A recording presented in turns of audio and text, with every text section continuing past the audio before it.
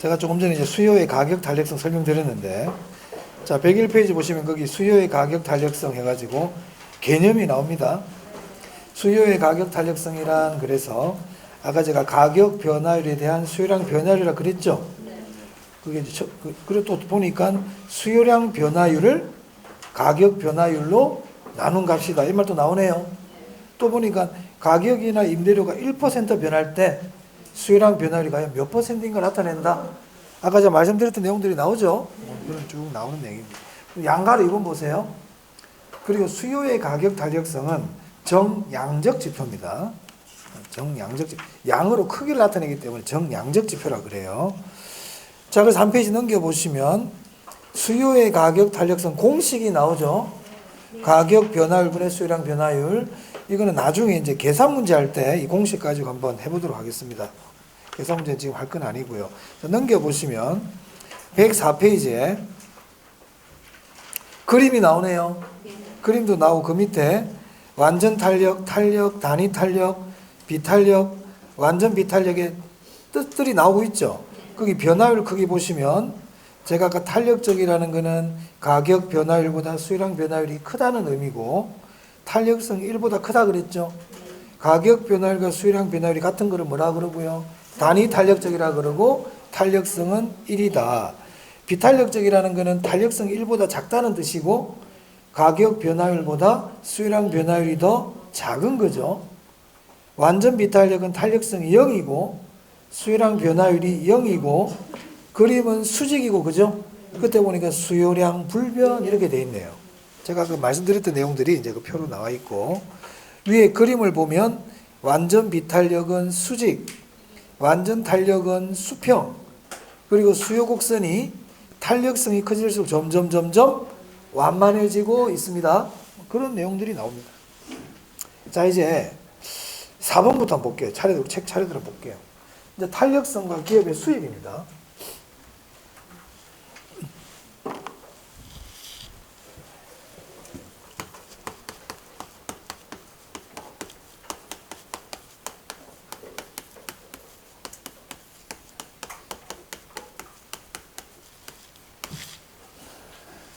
자, 여러분, 수입이라는 거는요, 이게 수입이라는 게 판매업자의 수입이죠.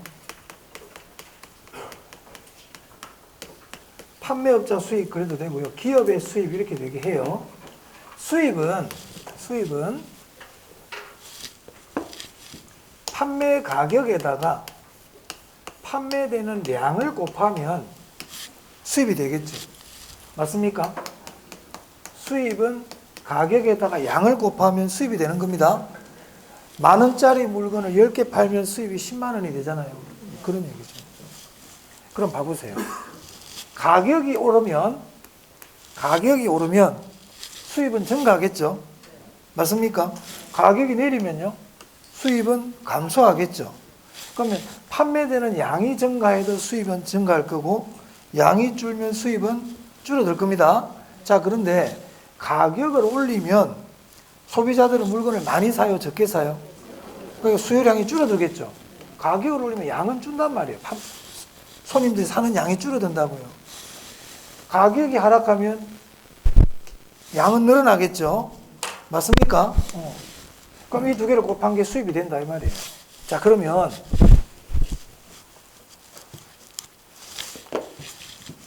탄력적인 경우를 한번 봐볼게요. 내가 지금 국밥을 팔고 있는데, 내가 국밥집 사장님이야. 국밥의 수요의 가격 탄력성이 탄력적이에요. 탄력적이란 뜻이 뭐예요? 가격 변화율보다 수요량 변화율이 더 크다 이 얘기잖아요. 자, 탄력적인데 내가 가격을 한번 올려봤어요. 가격을 한 10% 올려봤다고. 그럼 수요량은 증가해요, 감소해요? 감소하죠. 감소하는데 가격 변한 것보다 더 적게 감소할까요? 많이 감소할까요? 많이 감소해버리죠. 탄력적이니까. 맞아요? 그럼 이 두 개를 곱한 게 수입인데, 가격이 오르면 수입은 증가하지만 양이 줄어드니까 수입은 감소하지 않겠어요?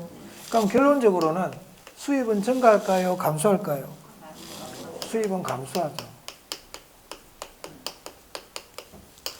근데 만약에 탄력적일 때 가격을 내렸어요. 한 10% 내려갔어요.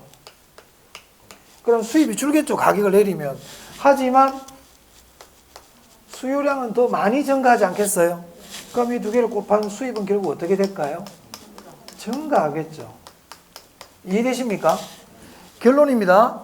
결론. 그래서 탄력적일 때는 가격을 내리는 게 좋다, 올리는 게 좋다. 가격을 내려야 된다. 가격을 인하해야 수입이 증가한다는 겁니다. 됐나요? 자, 그럼 정리하면 이래요.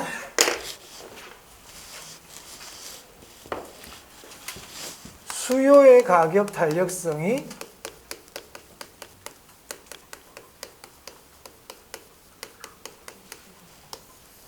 탄력적일 때, 비탄력적일 때, 단위 탄력적일 때,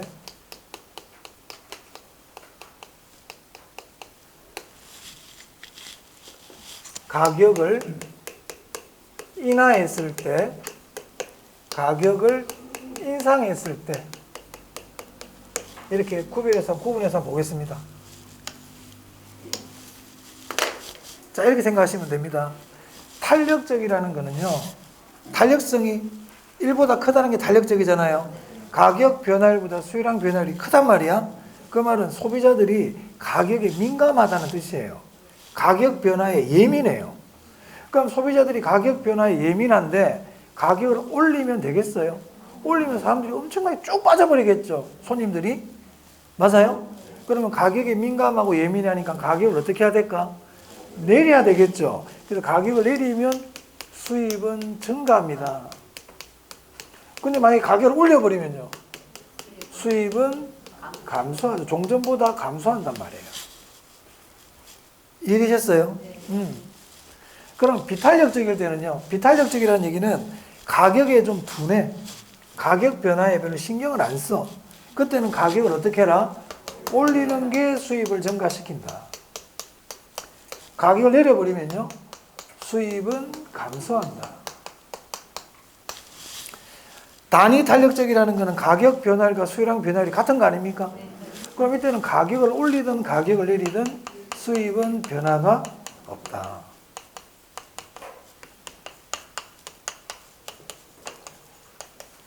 자, 이렇게 됩니다. 자, 그러면 이 표를 다 외우려고 그러면 힘들어요. 다 외우려고 그러지 말고 하나를 딱 기억하고 나머지는 반대로. 그러면 이렇게 생각하시면 되죠. 탄력적일 때는 손님들이 가격에 민감하구나. 가격을 내려야 돼. 가격을 내려야 수입이 증가해. 이거를 기억하면 좋겠어요. 이거를 기억하면 좋겠다고요. 그러면 이제 비탄력적일 때는 가격을 어떻게 해야 되겠습니까? 반대로 하면 되잖아요. 안 그러면 다 외울 수밖에, 다 외우려면 다 외우세요. 본인들 취향대로. 이거 하나 해놓고 반대로 하면 되는데, 그죠? 그리고 단위 탄력적이라는 말이 나오면 그냥 불변인 거예요. 불변이라고요. 단위 탄력적 나오면 불변이다. 자, 그러면 오늘 자료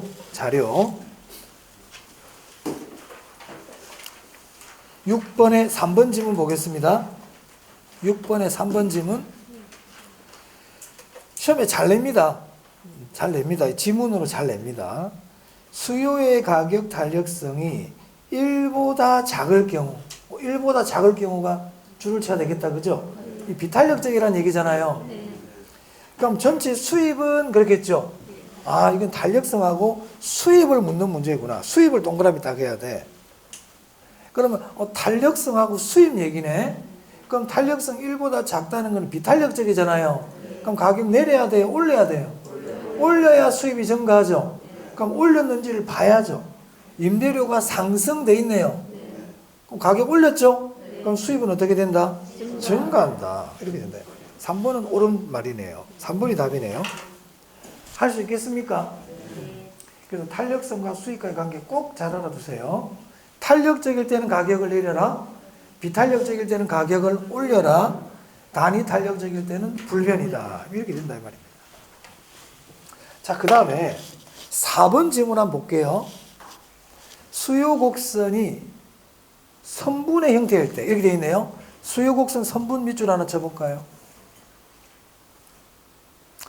자, 제가 지금 설명을 드릴 텐데 이 설명드리는 내용은 지금까지 시험에 그렇게 많이는 안 나왔지만 앞으로 나올 수 있는 부분이라 보여집니다. 그래서 잘 들어두세요. 이런 게 나오면 여러분이 잘 틀려요. 자, 수요 곡선은요,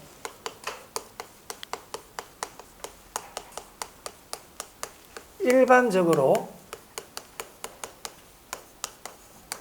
우하향하죠. 맞아요?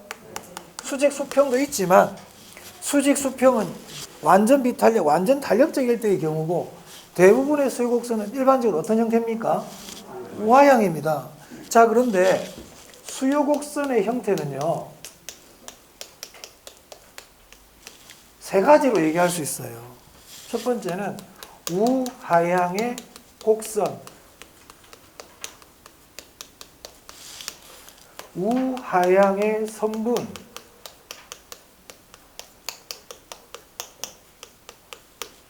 직각쌍곡선.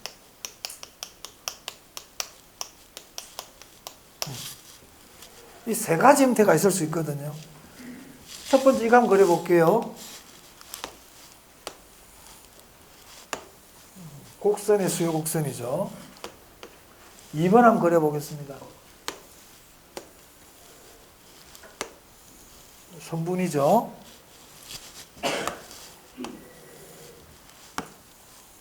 직각쌍곡선이에요. 자, 이게 지금 우하향의 곡선이고요. 이건 우하향 선분이고요. 이건 직각쌍곡선이에요.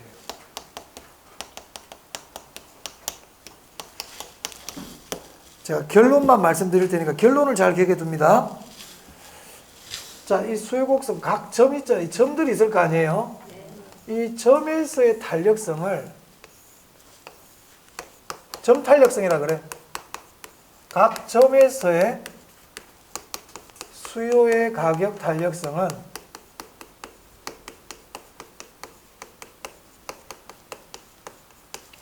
모두 다릅니다.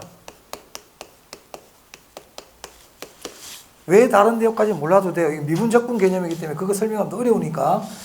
각 점에서의 수요의 가격 탄력성은 어떻다고요? 모두 다릅니다. 모두 다릅니다. 자, 이제 선분입니다. 선분일 때도 각 점에서의 수요의 가격 탄력성은 다릅니다. 이들은 똑같단 말이에요. 이들은. 곡선이든 선분이든 어떻게 된다고요? 각 점에서의 수요의 가격 탄력성 모두 다릅니다. 오케이? 그게 일단 그 지문이에요. 4번. 4번이가? 수요 곡선이 선분 형태인 경우 수요 곡선 각 점에서의 수요의 가격 탄력성 모두 동일하다고 돼 있지? X 모두 다르다고요. 모두 다르다고요. 예전에 시험에 한번 나온 적 있어요. 모두 다르다 이렇게. 모두 다르다. 한번 나온 적 있다.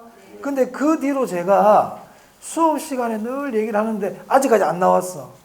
제가 매년 얘기해주고 있거든요. 그럼 모두 다른데 선분일 때 가운데점 이게 가운데점입니다. 가운데점이라는 건 이거하고 이거 길이가 어떻다는 거예요? 가운데점은 탄력성 1이에요. 가운데점이 탄력성 얼마라고요? 1입니다. 난 이게 시험에 나올 줄 알고 늘 탄력성 가운데 1입니다. 이 얘기를 해주고 있잖아요. 부가적으로 요 점에서 이 가격이 있죠. 여기 요 가격. 이 가격이 수입이 극대화되는 가격이에요. 요 가격이. 요 점이 수입이 극대화되는 곳이라고요. 그럼 요 점도 수입이 극대화되는 양이겠죠.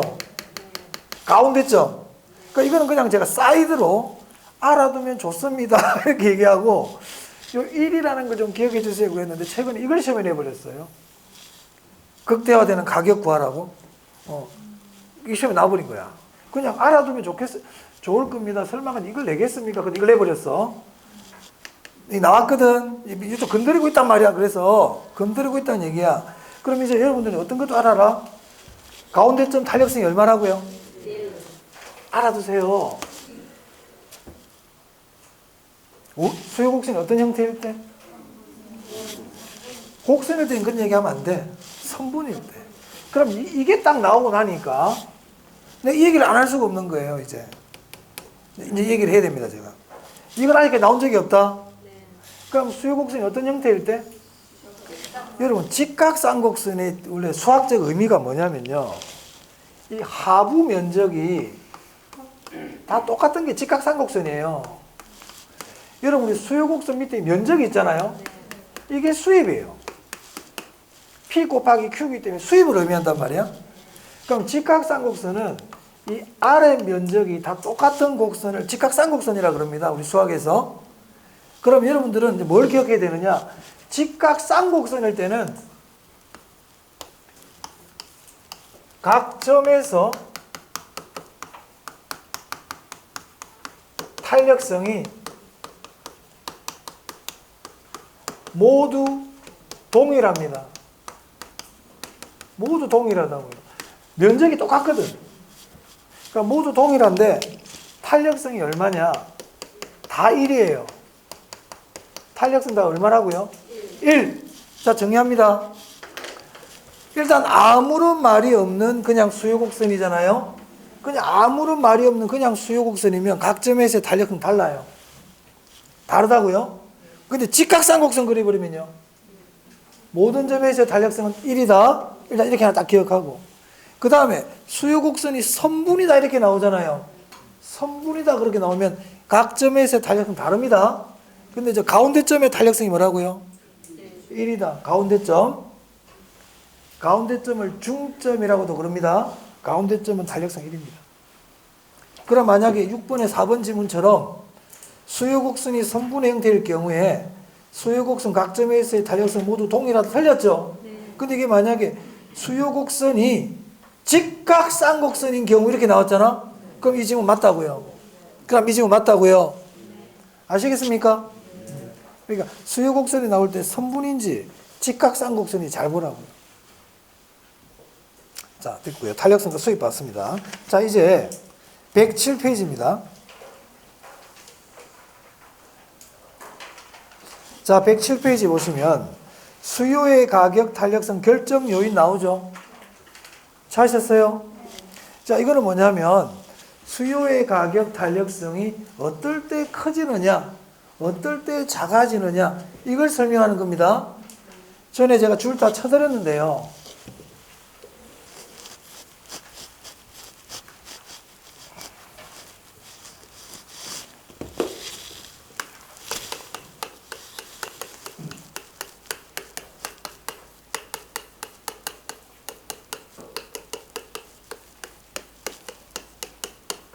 수요의 가격 탄력성이 커지는 경우를 좀 기억해 두면 되겠어요. 그러면 지금 제가 적어드리는 거 반대가 되면 탄력성이 작아지는 거겠죠.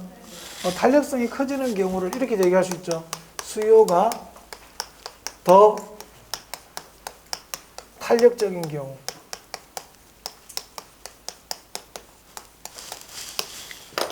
첫 번째, 대체제가 많을수록 수요의 가격 탄력성 커집니다. 대체제가 많을수록. 제가 전에 이거 이유는 설명드렸는데 예를 들어 보세요. 대체제가 없어. 대체제가 없다는 얘기는 독점이죠. 예를 들어 우리나라에 삼양라면이 하나밖에 없어요. 삼양라면이 삼양라면밖에 없다고요. 그러면 삼양라면 가격을 올리면 수요량이 줄어들어야 되잖아요, 원래. 맞아요? 근데 삼양라면 가격을 올려도 수요량이 많이 줄어들까요? 많이 못 줄어들까요?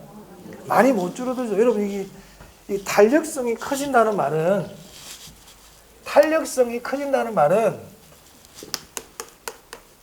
수요량이 많이 변한다는 뜻이에요.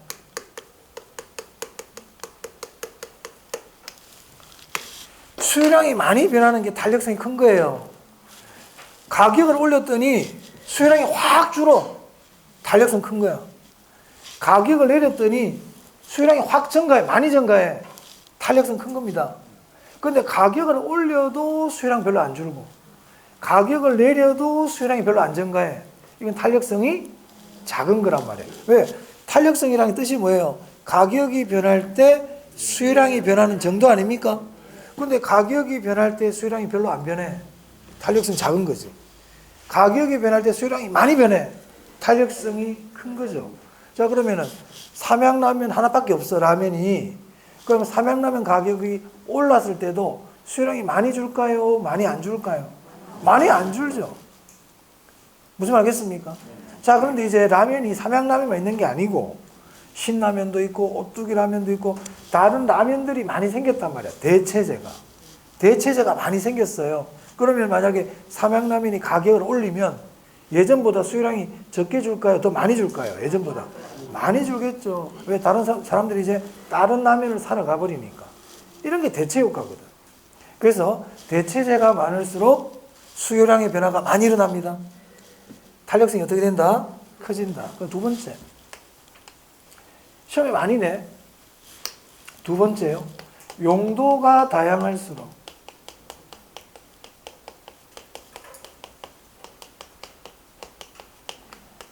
용도 전환이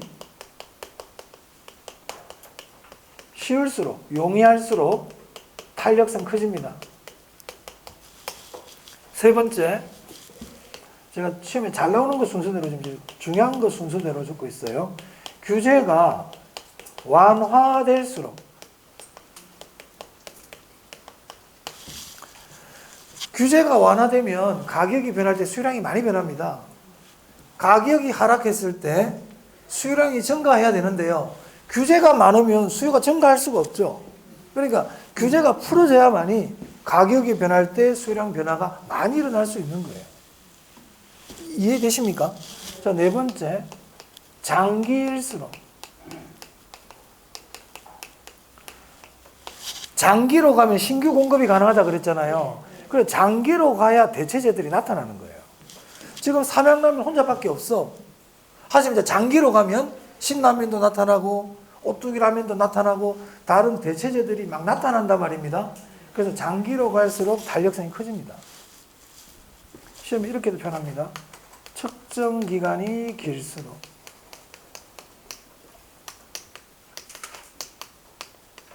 관찰 기간이 길수록 시험에 다 나왔던 얘기들이에요. 탄력성 커져요. 일단 이 네 개는 기본이다. 기본. 그 다음 다섯 번째. 주거용 부동산. 상공용 부동산보다 주거용 부동산이 탄력성이 더 큽니다. 됐어요? 왜냐하면 주거용 부동산이 상공용 부동산보다 대체제가 많아요. 우리가 주거용 부동산은 아파트도 있고 단독주택도 있고 오피스텔도 있고 빌라도 있고 대체제가 많거든. 하지만 상가나 공장은 대체제가 그렇게 많지가 않습니다. 많지가 않다고. 자, 그 다음 또 볼게요. 시장을 세분할수록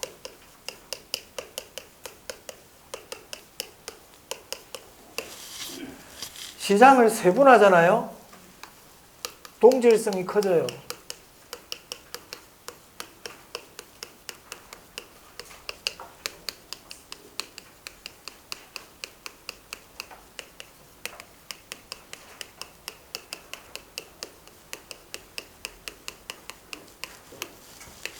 그래서 탄력성 커집니다.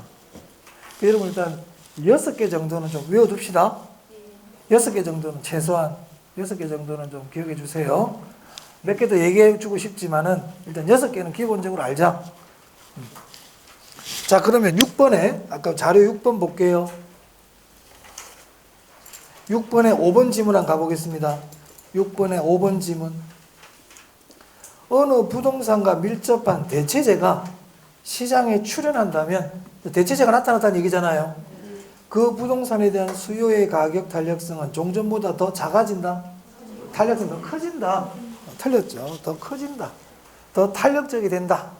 대체제가 나타나면.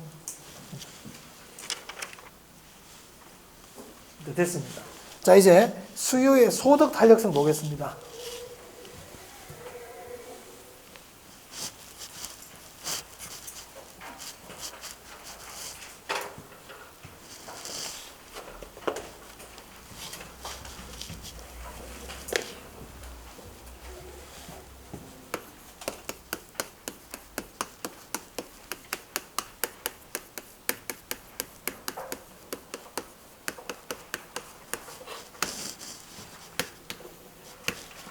아까 수요의 가격 탄력성이 뭐였죠?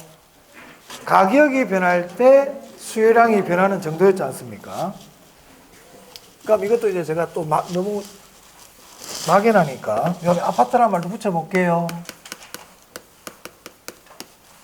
아파트 수요의 소득 탄력성. 소득이 변할 때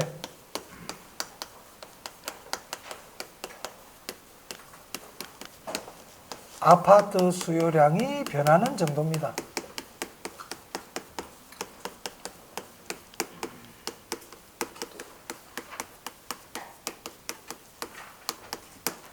여기 아파트 가격이 변할 때 돼버리면 뭐가 되고요? 가격 탄력성이 되는 거고, 소득이 변할 때 아파트 수요량이 변하는 정도로 뭐가 되고요? 그런 얘기죠. 그럼 이거를 이제 또 식으로 나타내면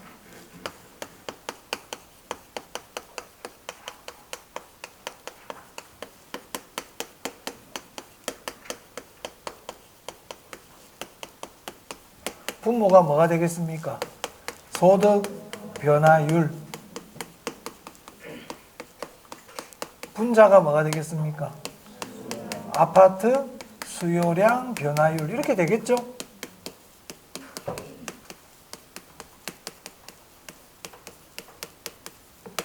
그럼 어떻게 읽을래요?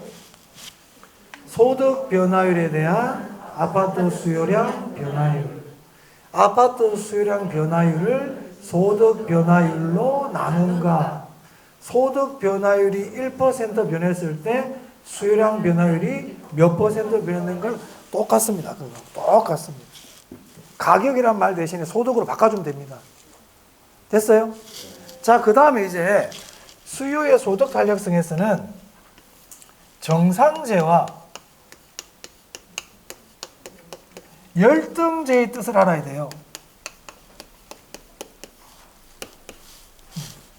정상제와 열등제. 정상제란 소득이 증가할 때 수요량이 증가하는 재화입니다.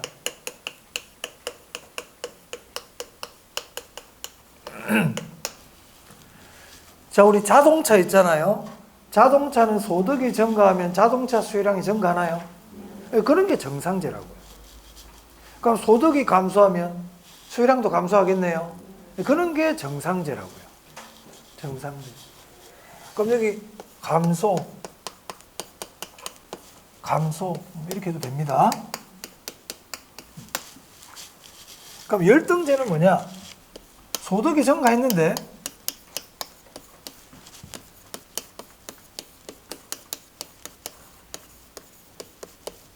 수요량이 감소하는 재화예요.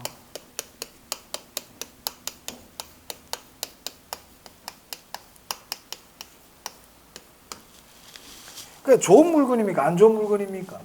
안 좋은 물건인 거예요. 그러니까 소득이 증가하면 사람들이 이런 물건 안 거들떠보더라 이 말입니다. 소득이 증가하니까. 그럼 반대로 소득이 줄어들면 수요량은 어떻게 된다? 그렇죠. 이거를 열등제라 그래요. 그래서 정상제는 열등제하고 좀 비교되게끔 우등제라 그래도 괜찮아요. 좋은 물건이에요. 자, 그럼 보세요. 수요의 소득 탄력성이 요거였잖아요.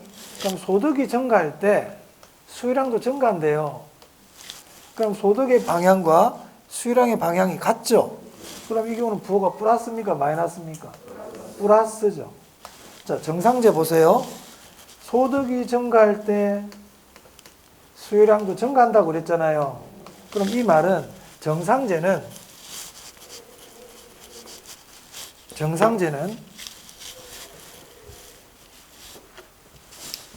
수요의 소득 탄력성이 플러스다 마이너스다? 플러스다 이 말입니다. 즉 0보다 크다. 하지만 열등제는 보세요. 소득이 증가할 때 오히려 수요량이 줄어든다 그랬잖아. 열등제는. 맞습니까? 그러면 열등제는 수요의 소득 탄력성이 소득과 수요량의 방향이 반대잖아요. 증가할 때 감소한다 그랬으니까 반대 방향은 마이너스죠. 그래서 0보다 작다. 그래서 수요의 소득 탄력성에서는 정상제와 열등제에 대해서 마셔야 돼요. 그러면 정상제, 열등제는 무슨 탄력성과 관계 있다? 소득 탄력성과 관계 있는 겁니다. 정상제, 열등제는 무슨 탄력성에서 나온다고요? 소득 탄력성에서 정상제, 열등제 나오는 거예요.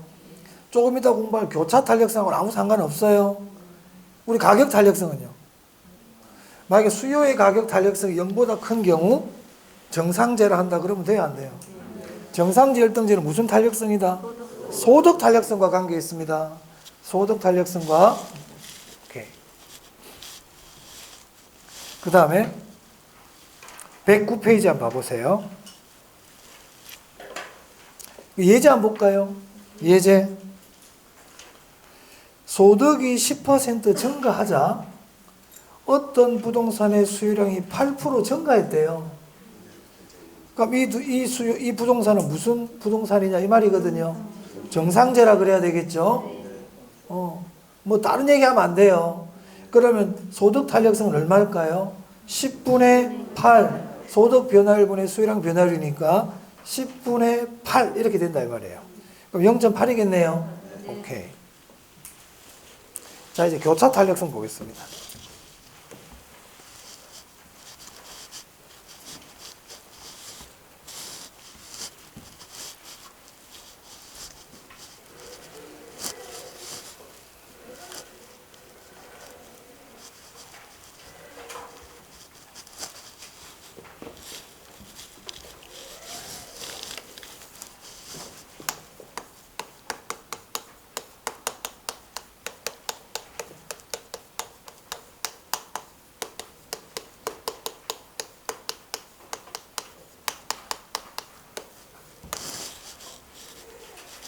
자, 아파트 수요의 교차 탄력성은 뭐냐면요.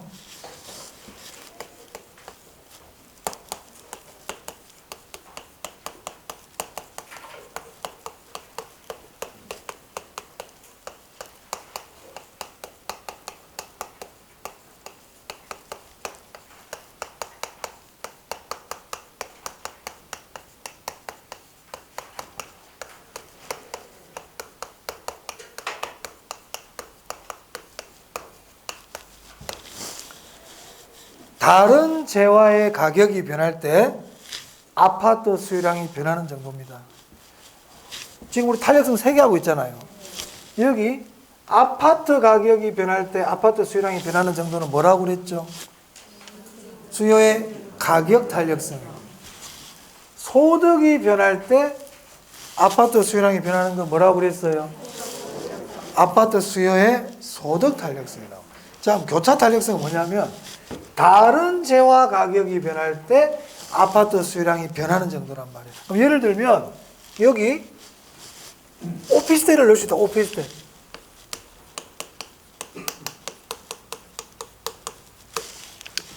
가격은 오피스텔 가격인데 수요량은 뭐예요? 아파트 수요량이죠. 맞아요? 그래서 교차 탄력성은 부동산이 2개 나온다. 부동산이 2개 나온다고요. 교차 탄력성 뜻 아시겠어요? 그럼 이때요. 이 오피스텔하고요. 이 아파트하고요. 이 둘의 관계를 묻고요. 그리고 교차 탄력성을 물어봐요.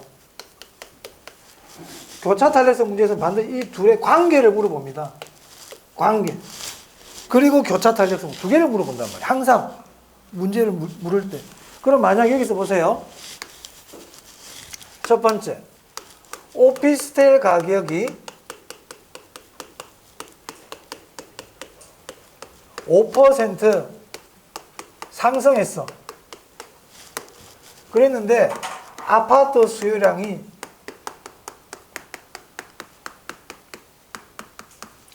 3% 증가했다 그래 볼게요. 그럼 부동산이 두 개 나오죠? 그럼 두 개 나오면 이건 교차 탄력성이구나 이렇게 알아야 된다고요. 부동산이 두 개 나오면 뭐라고요? 오케이. 이게 만약에 아파트 가격이잖아. 그럼 아파트 가격이 5% 오르면 아파트 수요량 3% 증가 그러면 안 되지. 수요량 줄겠지. 아파트 가격, 아파트 수요량 나오면 그건 무슨 탄력성이고요? 가격 탄력성이고요. 소득 나오고 아파트 수요량 나오면 소득 탄력성이고요. 부동산이 다르면 무슨 탄력성이라고요? 그렇지. 항상 문제를 봤을 때 이게 뭘 묻는 문제인지 알아야 된다. 그럼 첫 번째, 이 둘의 관계 묻는다고 그랬잖아. 오피스텔과 아파트의 관계.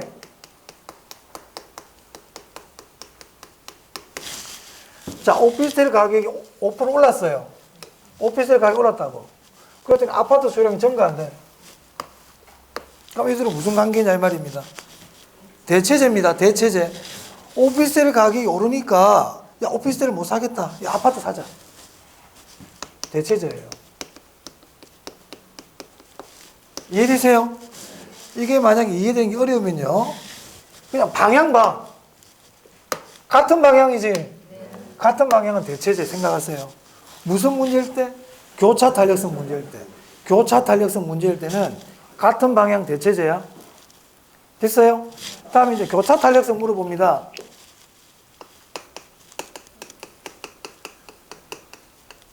분명히 두 개 다 물어봅니다. 하나만 물어보지 않는단 말이에요. 그럼 교차 탄력성 나올 때는요. 교차 탄력성 분수거든. 분수거든. 분수란 말이에요. 요 분자에 항상 수요량이 와요. 분자에 뭐가 온다고요? 분자에 항상 수요량 변화율이 와요. 모든 탄력성은 분자에 뭐가 온다? 그럼 숫자 뭐하고 있어? 5하고 3하고 있잖아. 그럼 수요량 변화율이 얼만데? 3이지? 저 3이 항상 이 분자에 온다 그렇게. 그럼 남은 숫자 5밖에 더 남았나? 이렇게 한다고요. 아시겠어요? 그럼 0.6이네요. 플러스 마이너스? 마이너스 이유를 나한테 얘기해 좀 해봐봐. 같은 방향이 플러스죠. 아무 생각 없이 마이너스 그러면 안 돼요. 이유가 있어요. 같은 방향은 뭐라고? 플러스. 그래서 교차 탄력성은 플러스입니다. 자, 그래서 대체제는 교차 탄력성이 플러스입니다. 왜? 같은 방향이기 때문에. 0보다 크다. 이해되셨나요? 자, 근데 만약 이 문제에서 만약에 3% 증가가 아니고 3% 감소로 나왔다 그래 볼게요. 3% 감소로 나왔단 말이야. 그러면 이때는 오피스텔과 아파트의 관계는 어떻게 된다? 그렇죠. 보완제예요. 보완제. 반대 방향이면 보완제. 같은 방향이면 대체제. 그럼 또 교차 탄력성 물어보거든요. 그럼 교차 탄력성 물어보면 어차피 분수인데 3이고 5잖아요. 부호만 마이너스 붙이면 된다고요. 안 되기 때문에. 그래서 마이너스 0.6입니다. 그래서 보완제는 교차 탄력성이 플러스다 마이너스다? 마이너스입니다. 0보다 작습니다. 됐어요? 자, 그러면 이제 문제 하나 풀어볼게요. 9번입니다. 오늘 자료 9번. 오늘 자료 9번. 별표합니다. 여러분들이 앞으로 이 9번 문제는 한번 10번이나 5번이나 많이 풀어보세요.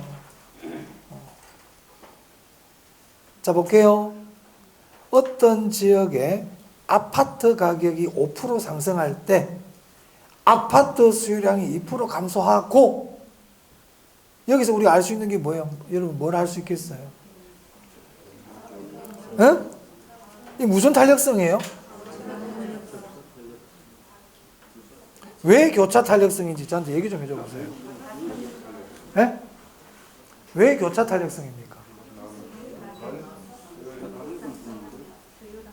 교차 탄력성은 부동산이 같은 부동산이다, 다른 부동산이다. 근데 지금 같은 부동산이잖아요. 아파트 가격, 아파트 수요량인데 이거를 왜 교차라고 하면 안 되죠? 무슨 탄력성입니까? 소득 탄력성은 또 왜 나옵니까? 소득 얘기 없는데 아예. 이렇게 아무렇게나 막 얘기하는 습관은 빨리 버려야 됩니다. 아니, 제가 여러분 뭐 나무라는 게 아니고요. 이 보면 답변을 하는 건 좋아, 틀린 건 좋아. 틀리는 걸 나무라는 게 아니고요. 항상 이게 이유가 있어야 돼. 내가 얘기를 할 때는. 만약 이게 소득 탄력성이라고 얘기를 했으면 소득 탄력성이라고 얘기한 근거가 있어야 돼. 근거가 있어야 돼요. 소득 탄력성이라고 얘기하려면 소득 얘기가 있어야 안 되겠습니까? 소득 얘기가 1도 없잖아 지금. 무슨 탄력성이다? 이게 가격 탄력성인 걸 알아야 돼. 아파트 가격, 아파트 수요량이잖아요. 그리고 퍼센트가 나오잖아요. 그럼 이건 가격 탄력성인 걸 다 눈치를 채야지. 퍼센트 나오고 문제의 모양을 잘 보라니까. 여러분, 문제의 모양을 봐야 돼요. 뭘 봐라? 문제의 모양을 봐야 돼. 모양이 진짜 중요해. 모양이 중요해. 모양을 딱 보고 이게 무슨 문제인지를 알아야 돼. 잘 안 되면요, 될 때까지 봐야 돼요. 될 때까지. 그게 핵심이다. 될 때까지 봐야 돼. 이런 걸 어렵다 하면 안 돼. 사실 어려운 문제가 아니에요. 자, 그러면 아파트 가격이고 아파트 수요량 변화율이니까 가격 탄력성이죠. 그럼 가격 탄력성 얼마일까요? 5분의 2 이렇게 되겠네요. 맞아요. 그럼 이 실제 시험 문제 이렇게 많이 나오거든. 그럼 여러분들은 그 시험 주에다가 풀면서 바로 가격 탄력성 0.4 5분의 2 바로 적어버려야 돼요. 그것도 계속 읽어 나갑니다. 오피스텔 수요량이 3% 증가했대요. 그럼 갑자기 이제 다른 부동산이 튀어나오고 있죠. 그럼 이거는 무슨 탄력성이다? 교차 탄력성이고 이 둘의 관계를 묻는단 말이에요. 그러면 아파트 가격이 5% 상승했죠. 근데 오피스텔 수요량이 3% 증가했죠. 이 둘은 무슨 관계? 같은 방향 대체제. 거기 아파트 가격 5% 상승 동그라미, 오피스텔 수요량 3% 증가 동그라미. 다른 재화 보는 거예요. 지금 물건이 달라요? 같은 방향이죠. 그러면 무슨 관계다? 반대 방향이면요. 제가 이렇게 얘기하면 항상 더 높아심이 생겨요. 아파트 가격 5% 상승하고 아파트 수요량 2% 감소, 이 두 개 동그라미 쳐놓으면 반대 방향이네, 보완제. 이러면 안 된다. 지금 대체제냐 보완제냐는 다른 물건 비교하는 거야. 같은 물건끼리는 대체제 보완제 없어. 오피스텔 가격하고 아파트 관계를 보는 거지, 아파트 가격하고 아파트 수요량 보고는 대체제 보완제 이러고 있으면 안 되죠. 네? 그래. 이 문제 핵심은 그거잖아. 같은 물건 가격, 같은 물건 수요량은 가격 탄력성. 다른 물건 가격하고 물건이 서로 다를 때의 탄력성이 교차 탄력성이라고요. 그러니까 다른 물건일 때 방향을 봐야지, 같은 물건 방향은 당연히 다 반대입니다. 다른 물건 방향 보는, 분명히 그렇게 하는 사람도 있거든요. 또 나중 되면 예사로 듣고는. 자, 그러면 아파트 가격의 방향하고 오피스텔 수요량의 방향을 봐야 되는 거예요. 이 둘이 같은 방향이면 뭐? 대체제. 반대 방향이면? 그럼 같은 방향이잖아요. 그러면 교차 탄력성은요, 5분의 3 이렇게 된다고요. 5분의 3 됐어요?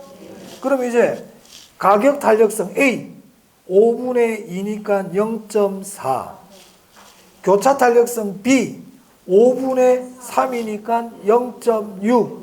이 둘의 관계는요, 대체제. 이렇게 되는 겁니다. 이런 문제는 이제 앞으로 이제 한 10번 풀잖아. 그러면 10초도 안 걸려요. 딱 보잖아, 이제. 야, 숫자가 5, 2, 3, 3개 나오네. 숫자가 봐봐요, 거기. 5라는 숫자가 있고 2라는 숫자가 있고 3이라는 숫자가 있잖아. 맞아요? 그러면 탄력성 물어보는 건 왜 다 퍼센트가 나오니까 이게 다 수요량이고 이게 다 수요량 아닙니까? 맞아요? 근데 이건 아파트 가격이고 이건 아파트 수요량이고 이건 오피스텔 수요량이잖아요. 맞아요? 그러면은 5분의 2 하나 나올 거고 5분의 3 하나 나오지 않겠어요? 왜? 수요량이 다 분자로 간다 그랬으니까. 그럼 이거 0.4고 0.6이잖아요. 숫자 0.4, 0.6 두 개 나왔지? 가격 탄력성, 교차 탄력성. 그 다음 방향. 아파트 가격 1 했잖아요. 오피스텔 수요량 증가했다면서요. 다른 물건이에요. 그럼 이들은 무슨 관계야? 대체제. 이렇게 바로 할 수 있어야지. 5, 2, 3 세 개 나오네? 5분의 2, 5분의 3이구나. 그럼 아파트 가격하고 오피스텔 수요량이 방향이 같은 방향이네? 대체제. 5분의 2, 5분의 3 대체제. 5분의 2, 5분의 3 대체제. 10번 보면 20초도 안 걸리겠는데. 10번 보면. 원리를 알면. 그죠? 그럼 우리 문제집에, 여기 책에 하나 해볼까? 한번 해보죠, 뭐. 자. 쉬운 게 없네. 다 어려운 문제네. 응? 어려운 문제야. 그럼 제가 하나 만들어 볼게요.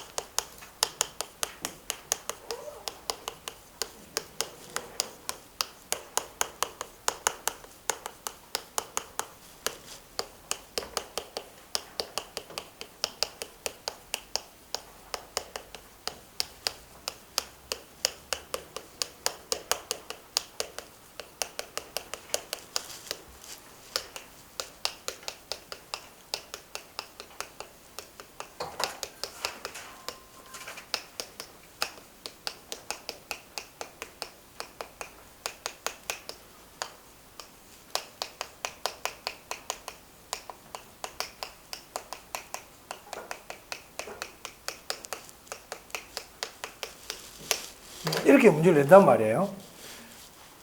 그러면 이제 첫 번째 원칙적으로 풀면 주택이잖아요. 주택 가격이죠. 주택 수요량이잖아요. 그럼 이건 무슨 탄력성이고요? 가격 탄력성이고요. 아파트 수요량이잖아요. 그럼 이건 무슨 탄력성이고요? 그래, 그렇게 된다고요. 그러면은 가격 탄력성 10분의 4, 교차 탄력성 10분의 2, 이 둘의 관계 묻잖아요. 가격 상승이라고 표현해야 되겠죠. 가격 상승. 가격 올랐죠? 이게 아파트. 다른 물건 해야 돼. 다른 물건이 대체제 보완제예요. 증가했잖아요. 같은 방향이잖아. 대체제. 이렇게 되는 거지. 이거 딱 보면 바로 알 수 있지, 이제. 할 수 있겠습니까? 쉬운 문제다. 쉬운 문제란 말이에요. 근데 만약에 이 문제에서 여기가 2% 감소했다고 나왔단 말이에요. 그럼 이제 교차 탄력성은 마이너스 10분의 2가 된다고요. 플러스라 그러면 안 돼요? 그럼 마이너스 0.2가 되겠죠. 그럼 이 둘의 관계는 무슨 관계다? 그렇죠. 이게 다예요. 그러니까 교차 탄력성 문제는 나오면 이런 게 나온다고요. 이게 나온다고요. 교차 탄력성 문제가 나오면 이게 나온다. 그러니까 구분을 연습 많이 하세요. 딱 보면 교차 탄력성 문제네 아셔야 돼요. 그리고 실제로 나중에 하다 보면 밑에 지문을 보면 대체제 막 이런 말 나와. 교차 탄력성 구하는 문제구나. 그리고 이게 무슨 문제인지 알고 딱 봐야 된다고. 자, 그 다음 조금 쉬었다 해야 되겠습니다. 조금 쉬었다 할게요.